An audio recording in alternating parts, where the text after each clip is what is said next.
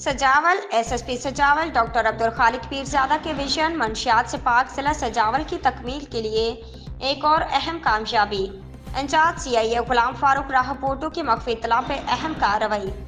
10 لاکھ روپے سے زائد مالیت کا تیار شدہ 25,000 پیکٹ گٹکا، تمباکو پتی کے کٹے، گٹکا تیاری میں استعمال کڑاہی، ڈرم، پلاسٹک کے ٹپ اور دیگر ساز و سامان برآمد۔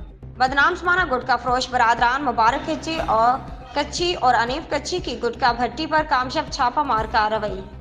تھانہ جاتے کی حدود بارنآباد کے قریب ملزمان مبارک کچی اور حنیف کچی کی زمینوں میں خفیہ قائم گٹکا بھٹی کو مسمار کر دیا گیا۔